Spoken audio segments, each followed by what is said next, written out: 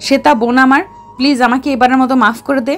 I promise আর কখনো তোকে বকাবকি করব না, তোর গায়ে হাত তুলবো না। শ্বেতাকে আষ্টে পৃষ্ঠে জড়িয়ে ধরে আদরে গলায় কথাগুলো বলল শুভ্রা। আজ 3 দিন হলো দুই বোন একে অপরের সাথে কথা বলে না। শ্বেতা নিজের অভিমানী মন নিয়ে বোনের সাথে কথা বলেনি।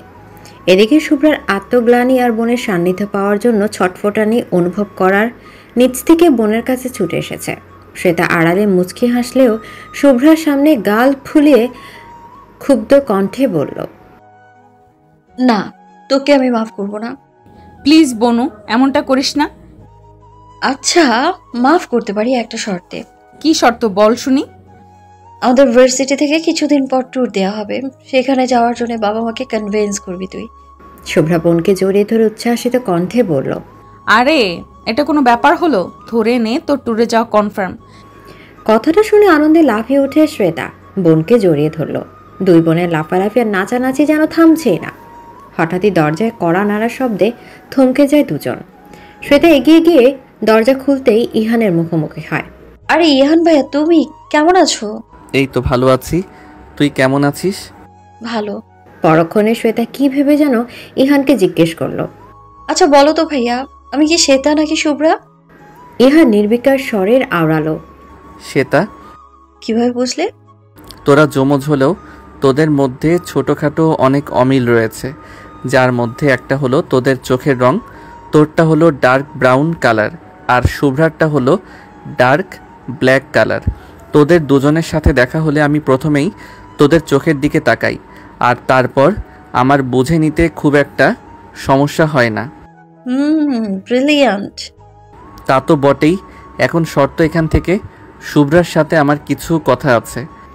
শ্বেতা চোখ ছোট ছোট করে জিজ্ঞেস করলো, কি এমন কথা আছে শুভ্রার সাথে যে আমায় বলা যাবে না? পার্সোনাল কিছু? ইহান শ্বেতার কান টেনে ধরে বলল, ভীষণ পাকা হয়ে গেছিস তাই না? ভাইয়া লাগছে, ছাড়ো। ইহান কান ছেড়ে দিয়ে বলল, বের হ রুম থেকে ফাজিল মেয়ে। শ্বেতা ভেঙচি কেটে রুম থেকে বেরিয়ে গেল। ইহান সেদিকে চোখ পাকিয়ে তাকিয়ে হেসে ফেলে দরজা বন্ধ করে দিল। শুভ্রা এতক্ষণ যাবৎ এক পাশে দাঁড়িয়ে থেকে সবটা দেখছিল। সেদিনের কনসার্টের রাতের পর থেকে এখনো পর্যন্ত ইহানের সাথে তার সম্পর্ক স্বাভাবিক হয়নি। নিজেকে অনেকটা গুটিয়ে নিয়েছে শুভ্রা। ইহান শুভ্রার কাছে আসতেই শুভ্রা নিচু স্বরে জিজ্ঞেস করলো, কিছু বলবে ইহান ভাইয়া? ইহান বসতে বসতে বলল, হ্যাঁ বস, তোর সাথে কিছু ইম্পর্টেন্ট কথা আছে। মুহূর্তে ইহানের চোখে মুখে খুশির ঝলক দেখা গেল। শুভ্রা আর চোখে সেটা দেখে নিজেও ইহানের পাশে বসলো। এবার বলো। ইহার মনে মনে নিজেকে প্রস্তুত করে নিয়ে কিছুটা লাজুক কণ্ঠে বলে উঠল, আই মিন লাভ শুভ্রা, ওকে আমি ভীষণ ভালোবেসে ফেলেছি। কথাগুলো যেন বিষাক্ত তীরের মতো আঘাত হানল শুভ্রার হৃৎপিণ্ডে। মুহূর্তের মধ্যে বাকশক্তি হারিয়ে এক অজানা কষ্টের অথৈ সাগরে নিমজ্জিত হলো সে। শুভ্রার এই অভিব্যক্তি দেখে এতক্ষণ ধরে উচ্ছ্বাসিত থাকা ইহানের মুখটাও কেমন ম্লান হয়ে আসে। কিরে, হঠাৎ কি হলো তোর? খুশি হসনি তুই? শুভ্রার মধ্যে হঠাৎ একটি অদম্য শক্তি এসে ভর করলো যেন। মনে পড়ে গেল ঈশার বলা সেই কথা, ভালোবাসা কখনো জোর করে পাওয়া যায় না। নিজের ভাগ্যের নির্মমতাকে মেনে নিতেই শুভ্রা মনে মনে প্রস্তুতি নিয়ে নিল যে তাকে মন থেকে চায়নি, তাকে সে কিভাবে পাওয়ার আশা করে। শুভ্রা অনেক কষ্টে নিজের চোখের পানি নিয়ন্ত্রণ করে উচ্ছ্বাসিত কণ্ঠে বলল, কংগ্রাচুলেশনস ভাইয়া। ইহান হাসি মুখে নিজের ফোন বের করে গ্যালারি ঘেটে একটা মেয়ের ছবি দেখালো। বেশ সুন্দরী আর ছিমছাম গড়নের একটা মেয়ে। ইহান শুভ্রার উদ্দেশ্যে বলল, কিরে, কেমন লাগলো মেয়েটাকে? শুভ্রা চাপা কষ্ট নিয়ে বলল, তোমার গার্লফ্রেন্ড বানিয়ে ফেলেছো? না, এখনো গার্লফ্রেন্ড হয়নি। কয়েকদিন ধরে ওকে দেখেছি, বন্ধুত্ব হয়েছে মাত্র কয়েকদিন, কিন্তু খুব তাড়াতাড়ি সম্পর্ক হয়ে যাবে আশা করি। ও, মেয়েটাকে কেমন লাগলো বললি না যে? খুব সুন্দর, তোমার সাথে খুব মানিয়েছে। ওর নাম সোনালিকা, তোর ফিউচার ভাবি। এই কথাটাও তীরের মতো আঘাত করলো শুভ্রার বুকে। তবুও সে নিজেকে সামনে নিয়ে বলল, এত তাড়াতাড়ি কাউকে ভালোবেসে ফেললে ভাইয়া? আবার তাকে বউ বানানোর পরিকল্পনাও করে ফেলেছো? হ্যাঁ, হঠাৎ করেই হয়ে গেল আর কি। All the best. বিয়ে করে বউকে নিয়ে অ্যাব্রোডে সেটেল হয়ে যাও। দোয়া করি তোমাদের দাম্পত্য জীবন যেন সুখের হয়। আরে দাঁড়া, তুই কোথা থেকে কোথায় চলে যাচ্ছিস? এখনই বিয়ে, বউ, দাম্পত্য জীবন, অ্যাব্রোডে সেটেলড হওয়ার কথা শুরু করে দিয়েছিস? তুমি তো আগে তাকে আমার ফিউচার ভাবে বানিয়ে ফেললে, তাহলে আমি আগে থেকে এগুলো বললে সমস্যা কি? কি হয়েছে রে তোর শুভ্রা? তুই কি কোনো কারণে আপসেট? না, আমার আর কি হবে, সকাল থেকেই ভীষণ মাথা ব্যথা করছিল, তাই তোমার এমন মনে হচ্ছে। ইহান ব্যস্ত হয়ে বলে উঠল, কি বলছিস তুই শুভ্রা? তোর এত মাথা ব্যথা আর এই কথা তুই আমাকে এখন বলছিস? আমাকে আগে বলিসনি কেন? দিব কানের নিচে একটা। তোর তো আবার মাইগ্রেনের সমস্যা আছে, মেডিসিন নিয়েছিস ঠিক মতো? ইহানের উদ্বিগ্নতা ও কেয়ার দেখে বিষণ্ণ হাসল শুভ্রা। তার প্রতি এত কেয়ার করা, চিন্তা করা মানুষটা অন্য কারো হয়ে যাবে ভাবলেই বুকটা মোচড় দিয়ে উঠছে শুভ্রার। পৃথিবী যেন ওলট পালট হয়ে যাচ্ছে তার কাছে। শুভ্রা বিষণ্ণ হেসে জবাব দিল, আমি ঠিক আছি ভাইয়া, আমাকে নিয়ে তোমার এত দুশ্চিন্তা করতে হবে না। তুমি বরং তোমার নতুন রিলেশনের ওপর বেশি করে ফোকাস দাও। আফটার অল তোমার জীবনে তোমার স্পেশাল মানুষটি এসে গেছে, তাকে তো বেশি করে সময় দেওয়া উচিত। বলেই দ্রুত দরজা খুলে এক দৌড়ে ছাদের উপর চলে গেল শুভ্রা। ছাদের রেলিং ঘেঁষে বসে পরে দুহাতে মুখ থেকে কান্নায় ভেঙে পড়ল সে। তার ছোটবেলার আবেগ, কিশোরী বয়সের আকর্ষণ ও যৌবনের প্রথম ভালোবাসা একমাত্র ইহান। তাকে নিয়ে হাজারো স্বপ্ন রচনা করেছে সে, অথচ মুহূর্তের মধ্যেই সে স্বপ্ন ভেঙে তছনছ হয়ে গেল। ভালোবাসার অপ্রকাশিত কথাগুলো ইহানকে বলা হলো না, আর কখনো বলাও হবে না, কারণ মানুষটা যে অন্য কারো হয়ে গেছে। এদিকে ইহান ক্রমাগত ছাদের দরজা ধাক্কাচ্ছে, অথচ শুভ্রার দরজা খোলার বিন্দু মাত্র আগ্রহ কিংবা তাড়া দেখা দিল না। আমাকে কোথায় নিয়ে যাচ্ছিস তোরা? আমি কিন্তু ওর বাসায় একদমই চিনি না। রাত 8টার আগে আমার বাড়ি ফিরতে হবে, না হলে আম্মু আমাকে আর আস্ত রাখবে না। Dark black floral print gown পরিহিতা শ্বেতাকে এই মুহূর্তে অপসরার মতো লাগছে। ড্রেসের কালারের সাথে ম্যাচিং করা স্টোন অর্নামেন্টস, চেহারায় হালকা প্রসাধনীর ছোঁয়া, কালো লম্বা চুলগুলো কার করে পিঠময় ছড়িয়ে দেয়া, অথচ নিজের এই সৌন্দর্য নিয়ে একটু আগ্রহ নেই সে তার বান্ধবী অহনা এবং অনামিকাকে একের পর এক প্রশ্নবাণে জর্জরিত করেই যাচ্ছে। তাকে ড্রেস পরিয়ে দিয়ে সাজে সজ্জিত করে দিয়েছে তারাই। অনামিকা বিরক্ত হয়ে বলল, উফ শ্রেতা, একটু চুপ করবি? আমরা তো তোকে নিয়ে পাচার করে দিব না। আমাদের এক ফ্রেন্ডের বার্থডে উপলক্ষে আমাদের সাথে তোকেও ইনভাইট করেছে, তাই তোকে নিয়ে যাচ্ছি। শ্বেতা বলল, কিন্তু আমি তো তোদের এই ফ্রেন্ডকে চিনি না। অহনা তাকে আশ্বস্ত করে বলল, চিন্তা করিস না, চিনে যাবি। আমাদের ফ্রেন্ড মানে তোরও ফ্রেন্ড হয়ে যাবে। তবু একরাশ দ্বিধাদ্বন্দ্ব শ্বেতার মনে খেলা করে যাচ্ছে। শ্বেতার মনে অনিশ্চয়তা চিত্তে সে দুই বান্ধবীর মাঝে গাড়ির সিটে বসে রইল। জাঁকজমকপূর্ণ সাজে সজ্জিত হয়েছে গোটা খান পেনশন। চারপাশে চোখ ধাঁধানো আলোকসজ্জায় গোটা এরিয়া নামি দামি লোকদের ভিড়ে কিচকিচ করছে। অবশ্য হবেই বা না কেন, খান বংশের একমাত্র উত্তরাধিকারী এরিশ আরআর খানের জন্মদিন বলে কথা। নাহিয়ান খান কোনো কিছুরই কমতি রাখেননি। তার পলিটিক্যাল পার্টি, বিজনেস পার্টির অসংখ্য মানুষ রয়েছে এখানে। আন্ডারওয়ার্ল্ডের গুরুত্বপূর্ণ পার্টনাররাও ছদ্মবেশ নিয়ে পার্টিতে ঘোরাফেরা করছে, অথচ এই মুহূর্তে তাদেরকে দেখে নিরেট ভদ্রলোক বলেই মনে হচ্ছে।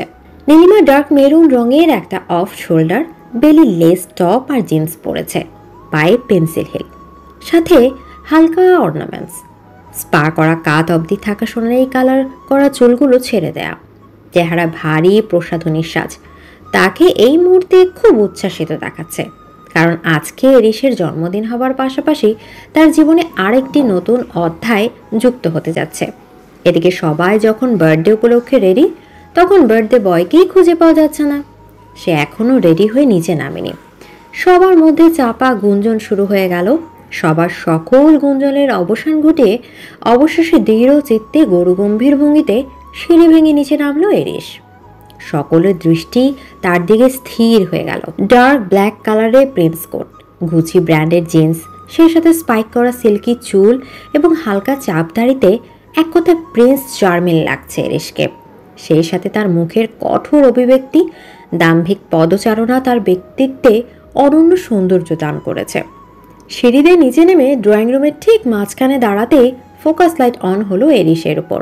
নীলিমা বিমোহিত নয়নে এরিশকে দেখিয়ে চলেছে, অথচ এরিশের সেদিকে কোনো ভ্রুক্ষেপ নেই। সে যেন কারো আগমনের প্রতীক্ষায় মনে মনে অস্থির হয়ে আছে। নাহিয়ান খান এরিসের দিকে এগিয়ে গিয়ে তাকে উষ্ণ আলিঙ্গন করলেন। তারপর মাইক্রোফোন হাতে সকলের উদ্দেশ্যে ভাষণ দেওয়ার মতো করে বলে উঠলেন, Meet my one and only son, Erish Arhan Khan. He is the sole heir of my love and whole property. তারপর এরিসের দিকে তাকিয়ে বললেন, Happy birthday, my son. এরিস ঠোঁটের কোণে সূক্ষ্ম হাসির রেখা ফুটে উঠল।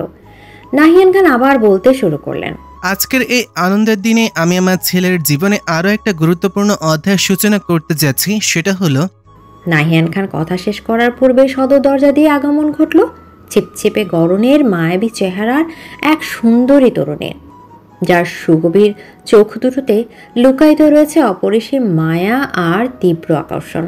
ভীত চঞ্চল চোখ জোড়া দিয়ে সে তাকিয়ে দেখছে এদিক ওদিক। তার সাথে আরো দুজন তরুণী আছে, অথচ এরিসের দৃষ্টি সে ভীত চঞ্চলা হরিণীর ন্যায় তরুণীর পানে চুম্বকের মতো আকৃষ্ট হয়ে রইল। চোখের পলক ফেলতে সে ভুলে গেল যেন হৃদস্পন্দন গতি হারাচ্ছে বারংবার। স্থল কাল ভুলে সে ছুটে এগিয়ে গেল সেই তরুণীর পানে।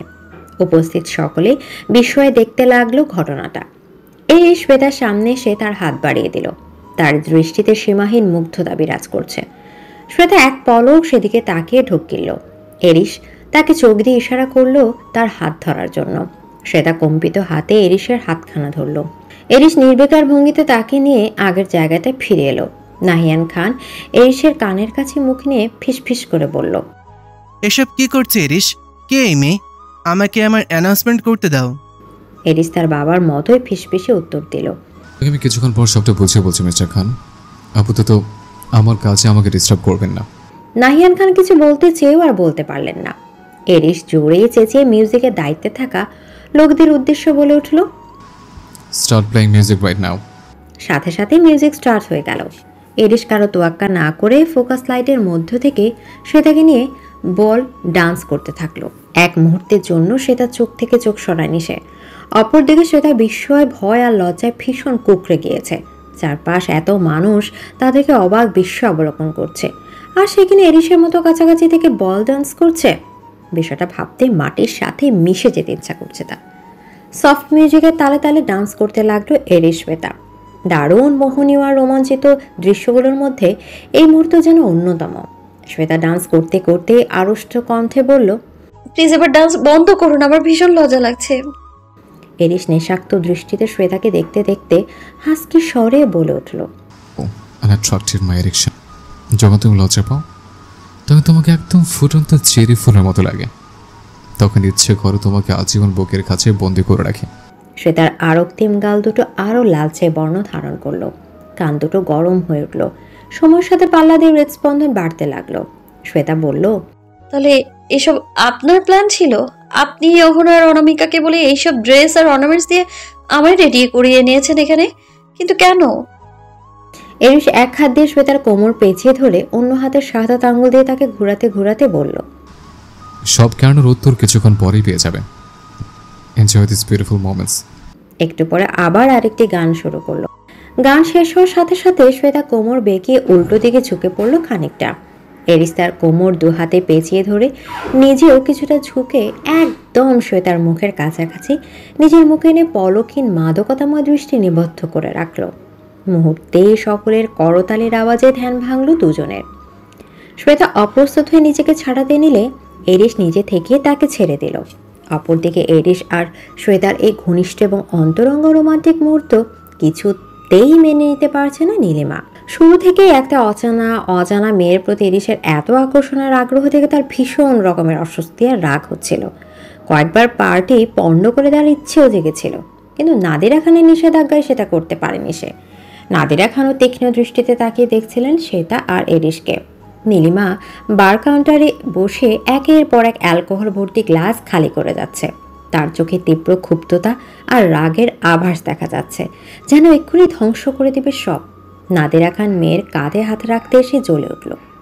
নীলিমা মায়ের দিকে ফিরে গর্জে উঠে বলল, এসব দেখেও তুমি আমাকে চুপ থাকতে বলছো মাম্মা? তোমরাই বা এসব দেখেও কি করে চুপ করে আছো? নাদিরা খান বাঁকা হেসে বললেন, এরিসকে যত পারো এই মুহূর্তটায় উঠতে দাও, শেষে বন্দিত হতে হবে তোমার কাছেই। ভাইজান আজকেই তোমার আর এরিসের বিয়ের অ্যানাউন্সমেন্ট করবেন। আর এরিশ কোনোভাবেই ভাইজানের কথার বিরুদ্ধে যেতে পারবে না, তখন তো তাকে তোমার হতেই হবে। আচমকা নীলিমার মুখে বিশ্বজয়ীর হাসি ফুটে উঠল। মাকে জাপটে জড়িয়ে ধরে উচ্ছ্বাসিতে হেসে উঠল সে। Who is this lady? Is she your princess? এদিকে একজন মধ্যবয়স্ক ধর্ণাঢ্য ব্যক্তি শ্বেতাকে দেখে এরিসের উদ্দেশ্যে প্রশ্ন ছুড়ে দিলেন। এরিস কিছু বলতে নিবে তার আগেই নাহিয়ান খান ঝটপট বলে উঠলেন, No, Mr. Patwari, this girl is not my son's fiancée. She is a guest of this party. তারপর সকলের উদ্দেশ্যে বলে উঠলেন, এখন আমি আমার ভবিষ্যৎ পুত্রবধূর সাথে আপনাদের সবার পরিচয় করিয়ে দেব। বলে নীলিমাকে নিজের কাছে ডাকলেন তিনি। নাদিরা খান মেয়েকে যেতে ইশারা করলেন। নীলিমা হাসি মুখে নাহিয়ান খানের কাছে দাঁড়ালো। নাহিয়ান খান গমগমে স্বরে সবার উদ্দেশ্যে জানালেন, This girl is not my future daughter-in-law. আমার একমাত্র ছেলে এরিশ আরহান খানের সাথে আমি আমার একমাত্র ভাগ্নি মুমতাহিনা খান নীলিমার বিয়ের ব্যাপার ঘোষণা করলাম। উপস্থিত সকলে হাততালি দিয়ে উঠল। নাদিরা খান, মাশরাফি খান সহ অনুষ্ঠানে উপস্থিত সকলে হাততালি দিল। রাফায়েত খান আর রিজওয়ানা খান এক পাশে দাঁড়িয়ে রইল। তারা এরিশের প্রতিক্রিয়া দেখার জন্য অপেক্ষা করছেন। অন্যদিকে এরিশের হাত হঠাৎ মুষ্টিবদ্ধ হয়ে গেল। চোখের সাদা অংশ রক্ত জমাট হলো। হঠাৎ সে শক্ত করে তার পাশে দাঁড়িয়ে থাকা শ্বেতার হাত ধরে ফেলল। শ্বেতা চমকে উঠে এরিশের দিকে তাকালো। এরিশ নাহিয়ান খানের উদ্দেশ্যে কঠোর স্বরে জিজ্ঞেস করলো, আমার মতামত না নিয়ে আপনি কি করে আমার জীবনের সবচেয়ে গুরুত্বপূর্ণ একটি সিদ্ধান্ত নিতে পারলেন মিস্টার খান? আমি নীলিমাকে বিয়ে করবো এমনটা ভাবলেন কি করে? নাহিয়ান খান অবাক হয়ে বললেন, মানে এসব কি বলছো তুমি এরিশ? এরিশ দাঁতে দাঁত চেপে সবার উদ্দেশ্যে চেঁচিয়ে বলল, আমি নীলিমাকে বিয়ে করবো এমনটা ভাবলেন কি করে? তাহলে কাকে বিয়ে করবে তুমি? এরিশ নিজের পাশে থাকা শ্বেতাকে নাহিয়ান খানের সামনে এনে দৃঢ় গলায় বলল, ওকে বিয়ে করতে চাই আমি। শ্বেতা বিস্ময়ে হতবাক হয়ে গেল। সেই সাথে হতবাক হয়ে গেল নাহিয়ান খান সহ উপস্থিত সকলে। নাদিরা খান আর নীলিমার চোখে জমল ক্রোধের আগুন। নাহিয়ান খান শক্ত গলায় বলে উঠলেন, কি সব যাতা বলছো তুমি এরিশ? তোমার মাথা ঠিক আছে? আর এই মেয়েটাকে চিনি না জানি না, যাকে তাকে নিজের বাড়ির পুত্রবধূ করে নেব আমি? এরিশ ঘন ঘন শ্বাস ফেলে নিজেকে শান্ত করে বলল, She is a special person for me and I also love her. So I want to marry her. Nahiyan খান বাকশূন্য হয়ে গেলেন। ভেতরে ভেতরে তিনি ক্রোধে ফুঁসছেন। তাকে আরো রাগান্বিত করে দিয়ে এরিশ বলে উঠল, আর সেই যেহেতু আমার ফিউচার ওয়াইফ, তো তাকে সম্মতি কথা বলবেন মিস্টার খান।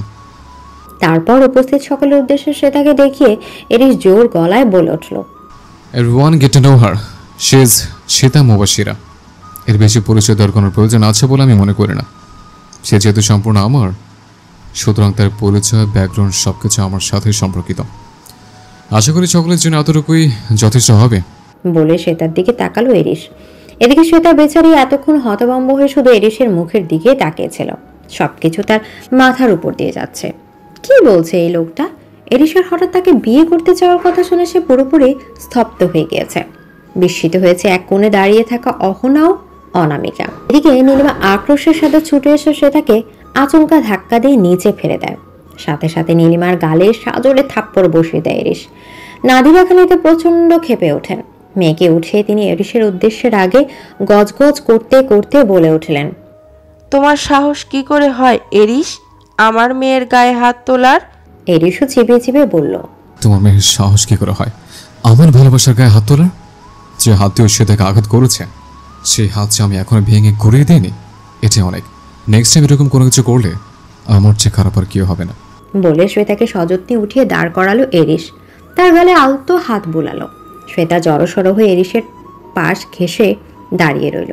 নীলিমা ফুপিয়ে চলেছে। নাদিরা খান নাহিয়ান খানের উদ্দেশ্যে গর্জে বলে উঠলেন, আপনার সামনে এত কিছু হয়ে যাচ্ছে অথচ আপনি কিছুই বলছেন না ভাইজান। আপনি সামনে থাকতে এরিশ এত সাহস পাচ্ছে কোথা থেকে? এদিকে এরিশ নির্বিকার কণ্ঠে বলল, সাহস আমার সবসময়, তুমি হয়তো সেটা জানতে না। তারপর নাহিয়ান খানের উদ্দেশ্যে এরিশ বলে উঠল, মনে আছে মিস্টার খান, সমস্ত দায়িত্ব নিজের উপর অর্পণের বিনিময়ে আমি আপনার কাছে একটা শর্ত রেখেছিলাম। নাহিয়ান খান ভ্রু কুঁচকে তাকিয়ে রইলেন।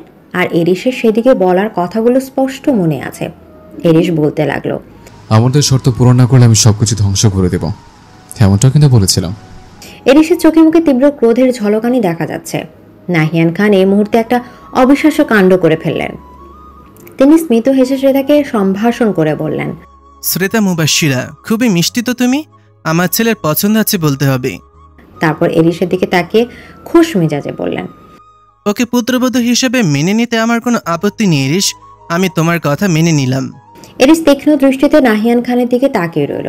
শ্বেতা ফ্যাল করে নাহিয়ান খানকে দেখতে লাগলো। নাদিরা খান আবারও গর্জে উঠে বললেন, ভাইজান। নাহিয়ান খান হাত উঁচিয়ে থামিয়ে দিলেন তাকে। তারপর গম্ভীর কণ্ঠে বললেন, আমার ছেলের সিদ্ধান্তই আমার সিদ্ধান্ত। পাশ থেকে মাশরাফি খান রাগে স্বরে বলে উঠলেন, কাজটা ঠিক করলেন না ভাই সাহেব। এরিস আর নীলিমার বিয়ের সাথে কিন্তু আমাদের অনেক বিজনেস ডিল জড়িয়ে আছে, সেটা ভুলে যাবেন না। নাহিয়ান খান মাশরাফি খানের দেখে তীক্ষ্ণ দৃষ্টিতে তাকিয়ে থাকলেও কিছু বললেন না। হাসি মুখে উপস্থিত সকল গেস্টদের উদ্দেশ্যে বললেন, সামান্য কিছু মিস আন্ডারস্ট্যান্ডিং এর জন্য কিছুটা ঝামেলা বেঁধে গিয়েছিল, তার জন্য আমি দুঃখিত। সবাই পার্টি কন্টিনিউ করুন প্লিজ। নাদিরা খান নীলিমা আর মাশরাফি খানকে নিয়ে তীব্র রাগে গজ গজ করতে করতে বাইরে যেতে উদ্যত হলেন। নাহিয়ান খান সবার দৃষ্টির আড়ালে তাদের পিছু নিলেন। এদিকে রাফিয়াত খান ও রিজওয়ান খান শ্বেতাকে দেখে খুব খুশি হলেন। রাফিয়াত খান এরিসের উদ্দেশ্যে বললেন, এই মিষ্টি মেয়েটাই বুঝি তোমার পছন্দ করা সেই পাত্রী দাদু ভাই, যার জন্য প্রথমবারের মতো তুমি বিয়ে করতে রাজি হয়েছিলে। রিজওয়ানা খান বলে উঠলেন, আরে হ্যাঁ গো, এই মিষ্টি মেয়েটাই সেই মেয়ে। তারপর শ্বেতা চিবুক ধরে মিষ্টি কণ্ঠে বলতে লাগলেন, মাশাআল্লাহ, কত সুন্দর একটা মেয়ে তুমি, কি মায়াবী দেখতে। এই জন্যই তো বলি, আমার মেয়ে দেখতে না পারা দাদুভাই হঠাৎ করে আবার কোন মেয়ের প্রেমে পাগল হয়ে গেল। তবে যাই বলো দাদুভাই, তোমার পছন্দ একদম ফার্স্ট ক্লাস। লজ্জায় কুকড়ে গেল শ্বেতা। পাশাপাশি এই দুজন মানুষকে তার ভীষণ ভালো লেগে গেল, কিন্তু ইন্ট্রোভার্ট স্বভাবের হওয়ায় খুব তাড়াতাড়ি তাদের সাথে সখ্যতা জমিয়ে ফেলতে পারল না। তবে যতটা পারলে বিনয় ও সম্মান প্রদর্শন করলো। এরিস গম্ভীর মুখে দাঁড়িয়ে থাকলেও তার চেহারায় একটা অদ্ভুত উজ্জ্বলতা খেলা করছিল। ঠোঁটের কোণে বরাবরের মতোই ছিল সূক্ষ্ম বাঁকা হাসি। রাত 8:30 বাজে। পার্টি এখনো চলমান রয়েছে, অথচ শ্বেতার আত্মার ভেতরে বাড়ি ফেরার কথা বলে সে তড়িঘড়ি করে দ্রুত বাইরে বেরিয়ে এসেছে। দীর্ঘ সিঁড়ি বেয়ে লং ড্রেস নিয়ে দ্রুত নামতে গিয়ে হঠাৎ হোঁচট খেয়ে পড়ে যেতে নিল শ্বেতা, কিন্তু কে একজন দ্রুত তার কোমর দুহাতে আঁকড়ে ধরল। শ্বেতা হুমড়ি খেয়ে এরিসের বুকে গিয়ে আছড়ে পড়ল।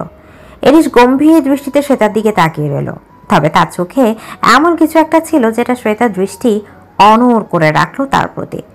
কিছুক্ষণ কেটে যাওয়ার পর শ্বেতা মৃদু নড়াচড়া করে নিচু স্বরে বলল, আমার ছাড়ুন প্লিজ, কেউ দেখে ফেলে কি ভাববে। এরিসের নির্লিপ্ত জবাব, যার যা খুশি ভাবো। শোনো নি, আজকে পার্টিতে সবার সামনে কি বলে এসছে? শ্বেতার মুহূর্তে এরিসের তখনকার বলা তাকে ভালোবাসার এবং বিয়ে করার কথা মনে পড়ে গেল। মুহূর্তেই লজ্জায় আর অদ্ভুত শিহরণে তার তনু দেহ মন কেঁপে উঠল। এরিস স্পষ্ট সেটা লক্ষ্য করলো। তাকে আরেকটু লজ্জা পাই দিতে এরিস শ্বেতার কানের কাছাকাছি নিজের মুখ নিয়ে থমকে রইল। এরিসের গরম নিঃশ্বাস শ্বেতার ভেতরে চলমান প্রগাঢ় শিহরণকে আরো কয়েক গুণ বাড়িয়ে দিল।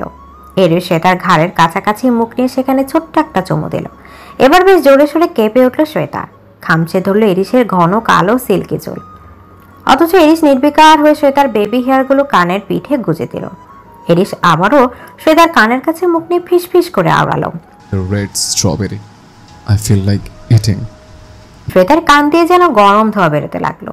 লজ্জায় রক্তিম হয়ে উঠল তার সমগ্র মুখমণ্ডল। এরিসকে ধাক্কা দিতে দিতে আড়ষ্ট কণ্ঠে বলতে লাগলো, ছাড়ুন আমায় প্লিজ, আমাকে বাসায় যেতে হবে। না গেলে হয় না? এরিসের কণ্ঠে কাতরতা। থমকে তার দিকে চেয়ে থাকলো শ্বেতা, যার কণ্ঠে সবসময় তেজ আর কঠোরতা বিরাজ করে। তার কণ্ঠে এরকম কাতরতা শুনে শ্বেতা প্রচন্ড আশ্চর্য হয়ে গেল। আমাদের পথ ছাড়ুন ভাইজান। আজকে যেসব ঘটনা ঘটলো, এরপর কোনো দিন আপনার কিংবা আপনার ছেলের সাথে আমাদের আর কোনো ধরনের সম্পর্ক থাকবে না। আমাদের সমস্ত বিজনেস রিলেশনশিপও ক্যান্সেল। চোয়াল শক্ত করে কাট সরে কথাগুলো বললেন নাদিরা খান। মাশরাফি খানও চোখ মুখ শক্ত করে অন্যদিকে তাকিয়ে রয়েছে। নীলিমা মায়ের বুকে লুটিয়ে থেকে এখনো হিচকি তুলে কাঁদছে। নাহিয়ান খান একটা রহস্যময় হাসি দিয়ে বললেন, আমার বোন যে এত বোকা এটা আমি আগে জানতাম না। নাদিরা খান ভ্রু কুঁচকে বললেন, মানে? বলতে চাইছি আমি তোমাকে যথেষ্ট বুদ্ধিমতী মনে করেছিলাম, কিন্তু সেই তুলনায় তুমি খুবই স্থূল বুদ্ধির অধিকারিণী। তোমার হাজবেন্ডেরও একই অবস্থা। মাশরাফি খান তেতে উঠে বললেন, হেয়ালি না করে যা খুলে বলার বলুন মিস্টার খান। মুহূর্তেই চোখ মুখ শক্ত করে নাহিয়ান খান গম্ভীর কণ্ঠে বলতে লাগলেন, তোমরা ভাবলে কি করে আমি এত সহজে অজানা একটা 2 টাকার মেয়েকে নিজের পুত্রবধূ হিসেবে মেনে নেব? আমার পুত্রবধূ হবে শুধুই নীলিমা। তাহলে ভেতরে ওইসব কেন বলছিলেন ভাইজান? ওগুলো তো জাস্ট এরিশকে শান্ত করার জন্য বলেছিলাম। আমি তো আমার ছেলেকে চিনি, ও একবার যা বলে সেটার প্রতি অনড় থাকে, কেউ তাকে তার সিদ্ধান্ত থেকে নড়াতে পারে না। আজকে যদি আমি আমার সিদ্ধান্ত ওর উপর জোর করে চাপিয়ে দিতাম তাহলে হিতে বিপরীত হতো, ও আমার হাত থেকে ছুটে যেত। আর ছোটবেলা থেকে তিল তিল করে গড়ে তোলা আমার সুদক্ষ উত্তরসূরিকে আমি এত সহজে হাতছাড়া হতে দিই কি করে? তিনজন একত্রে নাহিয়ান খানের দিকে তাকিয়ে রইল। নাদিরা খান এবার কিছুটা নরম হলেন, বললেন, তাহলে এরিসের সাথে ওই মেয়ের বিয়ে আটকাবেন কি করে? আর নীলিমার সাথেই বা ওর বিয়ে দিবেন কি করে? নাহিয়ান খান রহস্যময় হাসি হেসে বললেন, আমার ছেলের দুর্বলতা আমি ভালো করে জানি নাদিরা। ছোটবেলা থেকে ওকে আমি কঠোরভাবে গড়ে তুলেছি। কৌশলে ওকে আমি যেভাবে পরিচালিত করব ও ঠিক সেইভাবে পরিচালিত হবে। আরেকটা কথা কি জানো, এরিস ধোঁকা একদমই সহ্য করতে পারে না। যে ওর সাথে বিশ্বাসঘাতকতা করে তার জীবন ও তছনছ করে দেয়। ছোট থেকে এমন বহু উদাহরণ আমি দেখেছি। আর নারীদের প্রতি ওর মন ছোটবেলা থেকে এক প্রকার ঘৃণা ছিল। কারণটা ছিল ওর মায়ের ওকে ছেড়ে চলে যাওয়া। কিন্তু তবুও এই মেয়ের প্রতি কিভাবে দুর্বল হয়ে গেল আমি জানি না। তবে যাই হোক, কিছুটা দিন সময় দাও আমাকে। এমন চাল চালবো যাতে ওই মেয়ে নিজে থেকে এরিশকে ছেড়ে চলে যায় আর ওর সামনে মিথ্যাবাদী ধোঁকাবাজ বলে প্রমাণিত হয়। তখন এরিশ আর আমাদের বিরুদ্ধে যেতে পারবে না। এতে সাপও মরবে আর না লাঠিও ভাঙবে না। হঠাৎ নীলিমা বলে উঠল, কিন্তু এত কিছুর পরেও এরিশ ভাইয়া যদি ওই মেয়েকে কখনো না ছাড়ে, যদি ওকে নিজের কাছে আটকে রাখতে চায়? নাহিয়ান খান বাঁকা হেসে বললেন, তাহলে ওকে নিজের আয়ত্তে রেখেই ওর জীবন তছনছ করে দেবে এরিশ। নরক যন্ত্রণায় ভরিয়ে দেবে ওর সমস্ত সত্তা। নাহিয়ান খানের ঠান্ডা স্বরে বলা কথাটায় সবাই প্রথমে হতভম্ব হয়ে গেলেও পরক্ষণে সকলের মুখে হাসি ফুটে উঠল। নাহিয়ান খান সেটা লক্ষ্য করে শয়তানি হাসি হেসে বললেন, তাহলে পার্সোনাল কিংবা প্রফেশনাল কোনো রিলেশনশিপ আমাদের খারাপ হচ্ছে না তো, তাই না? নাদিয়া খান বাঁকা হেসে বললেন, একদমই না ভাইজান। হঠাৎ বাইকের শব্দে সম্বিত ফিরে পেল শ্বেতা। এরিশও আনমনা হয়েছিল বলে শ্বেতার ধাক্কাতে কিছুটা দূরে সরে গেল। শ্বেতা ঘাড় ফেরাতেই দেখালো কিছুটা দূরে রাত হেলমেট খুলে বাইক থেকে নামছে। সেটা দেখে তড়িঘড়ি করে দ্রুত নিচে নেমে যেতে লাগলো শ্বেতা। এরিশ কিছু বলতে চেয়েও থেমে গেল, তবে তীক্ষ্ণ দৃষ্টি তাক করে রাখলো শ্বেতার উপর। শ্বেতা রাদের কাছে আসতেই রাত কিছুটা রুষ্ট কণ্ঠে বলে উঠল, কতক্ষণ ধরে ফোন দিছিলাম তোকে, ফোন ধরছিলি না কেন? শ্বেতা কাঁচামুচো ভঙ্গিতে বলল, আসলে ভাইয়া ফোন সাইলেন্ট করা ছিল, আর পার্টিতে এত গান বাজনা আর হই হুল্লোড়ের মধ্যে ফোনের কথা একদমই মনে ছিল না। রাত হঠাৎ পূর্ণ দৃষ্টিতে সেটাকে দেখতে লাগলো। সাথে সাথে তার দু চোখে ছড়িয়ে পড়ল এক রাস মুগ্ধতা। মুগ্ধ কণ্ঠে সে আওড়ালো, তোকে আজ ভীষণ সুন্দর লাগছে শ্রেতা। রাদের নরম কণ্ঠ শুনে সেটা কিছুটা চমকে উঠল। তার কণ্ঠ কিছু একটা ছিল যেটা শ্বেতাকে বিচলিত করলো। তারপর কি মনে করে সেটা পেছনে তাকাতে ভয় জমে গেল। সে দূর থেকেও এর সে স্পষ্ট অগ্নিমূর্তি দেখতে পাচ্ছে। সে চোখ দুটো থেকে যেন অগ্নিয়গিরির অগ্নুপাত নির্গত হচ্ছে, যেন দু চোখ দিয়ে শ্বেতাকে ভস্ম করে দেবে। সেটা ঢোক গেলে দ্রুত রাতকে বলল, তাড়াতাড়ি এখান থেকে চলো রাত ভাইয়া, এমনিতেও অনেক দেরি হয়ে গেছে। হ্যাঁ চল। বলে রাত বাইকে বসে বাইক স্টার্ট দিল। শ্বেতা তার পেছনে সিটে বসলো। রাত শ্বেতার দিকে আরেকটা হেলমেট এগিয়ে দিয়ে বলল, এটা পরে আমাকে ধরে বস, না হলে পড়ে যাবি। শ্বেতা বাইকের এক পাশে ঘুরে বসে হেলমেট পরে দুই হাত দিয়ে সিটের দুই পাশ শক্ত করে ধরে আমতা আমতা করে বলল, আমি ঠিক আছি ভাইয়া, কিছু হবে না আমার, তুমি বাইক স্টার্ট দাও। মনে মনে বলল, এখন আমি তোমাকে ধরি আর উনি আমার হাত দুটো কেটে দিক, যে লেভেলের ডেঞ্জারাস সাইকো রে বাবা। রাত আর কিছু বলল না। বাইক স্টার্ট দেওয়ার পরেও শ্বেতা একবার ভয় পিছু ফিরে তাকাতেই চোখ দুটো খিচে বন্ধ করে নিল। সে অদূর ভবিষ্যতে তার কপালে কি শনি অপেক্ষা করছে কে জানে। অপরদিকে এরিশ হাত দুটো বজ্র মুষ্টি করে রক্ত লাল চোখে দাঁতে দাঁত চেপে বিড়বিড় করে বলতে লাগলো, my fucking addiction Shweta Mubashira, how dare you! তোমরা তো সাহস হলে কি করে যে আমার সামনে অন্য কোনো ছেলের সাথে এভাবে কথা বলো? তারা তো কাছাকাছি যাও, আর ওই ছেলের চোখে তোমার জন্য মুগ্ধতা থাকবে কেন? ওর চোখ দুটো আমি উপরে ফেলবো। আজকে ভালোবাসা দুটো কথা বলেছে বলে তোমার কাছে, তাই না? আচ্ছা ঠিক আছে, এখন থেকে আমার ভয়ঙ্কর রূপ দেখার জন্য প্রস্তুত হয়ে। আপনি কথায় কথায় আমাকে এইভাবে কিডন্যাপ করে আনেন কেন? আমার সব সময় এমন মনে হয় যে আপনি আমার কিডন্যাপার আর আমি আপনার হোস্টেজ।